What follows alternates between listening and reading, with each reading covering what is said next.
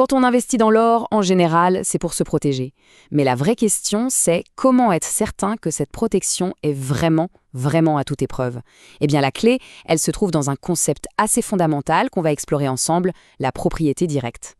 Partons de cette idée qui est centrale. L'or, ce n'est pas juste un placement comme un autre, c'est une véritable assurance financière. Et comme n'importe quelle assurance, sa valeur, elle se mesure à sa fiabilité quand on en a vraiment besoin. Ça impose un niveau de sécurité exceptionnel. D'accord, mais alors comment on fait pour atteindre cette sécurité quasi absolue? C'est ça le grand défi. Parce que le monde financier d'aujourd'hui est plein de pièges qui peuvent rendre la possession d'or physique beaucoup plus risquée qu'on l'imagine. Pour construire la meilleure des défenses, il faut d'abord bien identifier l'adversaire. Alors, c'est quoi le risque numéro 1 qui pèse sur la détention d'or physique? La réponse, elle tient en un seul mot, mais ses conséquences, elles, sont énormes. Ce mot, c'est les intermédiaires. Chaque entité qui se place entre un investisseur et son or, eh bien, ça représente un maillon faible, une couche de risque en plus. En fait, le risque d'intermédiaire, c'est quoi concrètement? C'est le risque qu'une banque ou un autre dépositaire fasse faillite, qu'elle gèle l'accès aux avoirs, ou pire encore, que ses créanciers viennent se servir sur l'or qui pourtant appartient à quelqu'un d'autre. L'objectif est donc assez simple à comprendre, il faut éliminer ces maillons faibles de la chaîne. Bon, maintenant que le problème est bien posé, regardons la solution.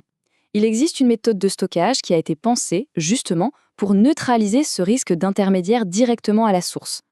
Cette solution, elle repose sur 3 piliers, 3 règles d'or indissociables. D'abord, la propriété est directe, sans aucune équivoque. Ensuite, le compte de stockage est ouvert au nom propre de l'investisseur et pas au nom d'une autre entité. Et enfin, point absolument crucial, le stockage se fait physiquement en dehors du système bancaire. Ce stockage en dehors du système bancaire, ça offre 2 avantages majeurs.